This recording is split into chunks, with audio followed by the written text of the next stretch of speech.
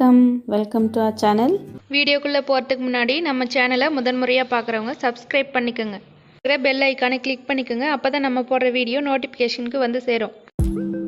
Hi viewers, நம்ம இன்னைக்கு அடை தோசை எப்படி செய்கிறதுன்னு பார்க்கலாம். இதில் வந்து பருப்பெல்லாம் சேர்த்துருக்கிறனால ப்ரோட்டீன் சத்து நிறைஞ்ச டிஷ் இது. இப்போ இதுக்கு தேவையான பொருட்கள் என்னென்னு பார்க்கலாம். இந்த டம்ளரில் 1 டம்ளர் இட்லி அரிசி எடுத்துக்கோங்க. அதே டம்ளரில் தான் நான் பருப்பு அளந்து வச்சுருக்கேன். அதே டம்ளரில் 1/2 டம்ளர் கடலைப்பருப்பு, 1/2 டம்ளர் துவரம்பருப்பு, 1/4 டம்ளர் பாசிப்பருப்பு, 1/4 டம்ளர் உளுத்தம்பருப்பு, 1 டீஸ்பூன் வெந்தயம், 1/4 டீஸ்பூன் மஞ்சள் தூள், 1/4 டீஸ்பூன் பெருங்காயத்தூள், 4 பல்லு பூண்டு, ஒரு சின்ன துண்டு இஞ்சி எடுத்துக்கோங்க. இஞ்சி வந்து சில பேர் போட மாட்டாங்க, ஆனால் இஞ்சி போட்டிங்கன்னா தோசை நல்லா வாசமாக இருக்கும்.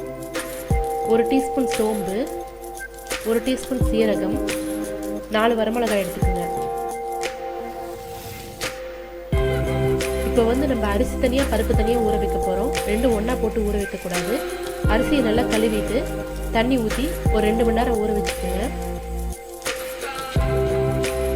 இன்னொரு பாத்திரத்தில் நம்ம எடுத்து வச்சிருக்கிற துவரம்பருப்பு, கடலைப்பருப்பு, உளுத்தம்பருப்பு, பாசிப்பருப்பு, வெந்தயம் இதெல்லாம் போட்டு மிக்ஸ் பண்ணி ஒரு 3 தடவை நல்லா வாஷ் பண்ணிக்கோங்க. இப்போ பாருங்கள், ஒரு 3 தடவை நல்லா வாஷ் பண்ணியாச்சு. இப்போ இதில் சீரகம், சோம்பு, வரமிளகா, இஞ்சி, பூண்டு இதெல்லாம் போட்டு தண்ணி ஊற்றி இதையும் ஒரு 2 மணி நேரம் ஊற வச்சுக்கோங்க.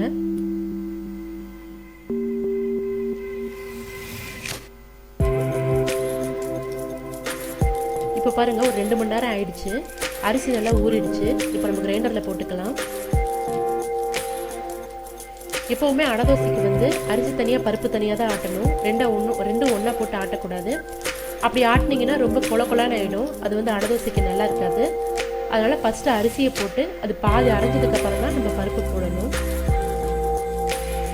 இப்போ பாருங்கள், அரிசி வந்து ரொம்ப நைஸாக இல்லாமல் இந்த மாதிரி கொரன்னு இருக்கணும். பாருங்கள், இந்த மாதிரி கொரன்னு இருக்கணும். இந்த சமயத்தில் நம்ம பருப்பு போட்டுக்கலாம். இப்போ பாருங்கள், பருப்பு நல்லா ஊறிடுச்சு. இப்போ இது போட்டுக்கலாம். இந்த மாவு வந்து ரொம்ப நைஸாலாம் இருக்கக்கூடாது. தோசைக்கு ஊற்றுற மாதிரி நைஸாலாம் இருக்கக்கூடாது. கொஞ்சம் கொரன்னு இருக்கும்போதே நம்ம எடுத்துடணும். அப்போ தான் அடை தோசைக்கு வந்து நல்லாயிருக்கும். இப்போ இதிலேயே பெருங்காயத்தூளையும் மஞ்சள் தூளையும் போட்டுக்கலாம். இப்போ பாருங்கள், மாவு வந்து இந்த சமயத்தில் நம்ம எடுத்துடணும். இந்த மாதிரி கொரன்னு இருக்கணும். ரொம்ப நைஸாக இல்லாமல் இந்த மாதிரி பிறுபிறுன்னு இருக்கணும். பாருங்க, மாவை வந்து கிரைண்டர்லேருந்து எடுத்து வச்சாச்சு. சில பேர் வந்து அடை தோசையை வந்து மாவை ஆட்டினவுடனே ஊற்றுவாங்க. ஆனால் நீங்கள் வந்து ஒரு 4 மணி நேரம் புளிக்க வச்சுட்டு அப்புறம் ஊற்றுனீங்கன்னா தோசை இன்னும் நல்லா டேஸ்ட்டாக இருக்கும். அதனால் ஒரு 4 மணி நேரம் நம்ம புளிக்க வச்சிடலாம். இப்போ பாருங்கள், ஒரு 4 மணி நேரம் ஆயிடுச்சு. மாவு வந்து கொஞ்சம் நல்லா புளிச்சு வந்திருக்கு. இப்போ வந்து ஒரு பெரிய வெங்காயம், 2 பெரிய வெங்காயம் பொடிப்படியாக நறுக்கி வச்சுருக்கேன். அதை போட்டுக்கலாம். ஒரு கைப்பிடி அளவு கருவேப்பிலை நறுக்கி வச்சுருக்கேன். அதையும் போட்டுக்கலாம். தேவையான உப்பு போட்டுக்குங்க.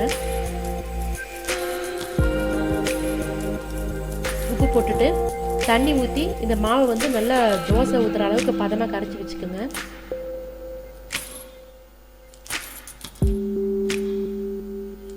இப்போ பாருங்கள், தண்ணி ஊற்றி நல்லா கரைச்சாச்சு. இந்த மாவு வந்து ரொம்ப கெட்டியாகவும் இல்லாமல் ரொம்ப தண்ணி மாதிரியும் இல்லாமல் இந்த மாதிரி தோசை ஊற்றுற பதத்தில் இருக்கணும். அடுப்பில் தோசைக்கல் வச்சுக்கோங்க. தோசைக்கல் வந்து நல்லா ஹீட் ஆகணும். நல்லா ஹீட் ஆனதுக்கப்புறம் ஒரு சொட்டு எண்ணெய் விட்டு நல்லா ஸ்ப்ரெட் பண்ணிக்கோங்க. இப்போ தோசை ஊற்றலாம்.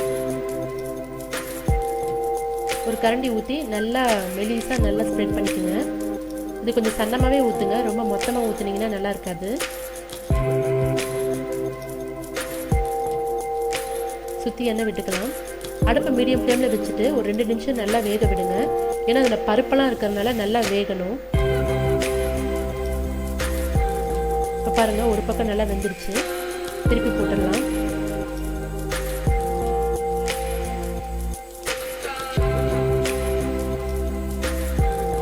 இப்போ சுற்றியும் கொஞ்சம் எண்ணெய் விடுங்க.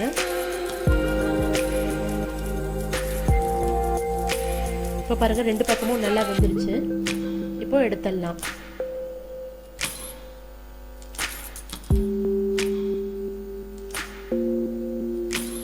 இப்போது டேஸ்டியான அடை தோசை ரெடி ஆகிடுச்சு. இது தேங்காய் சட்னியோடு சாப்பிட்டிங்கன்னா ரொம்ப நல்லாயிருக்கும்.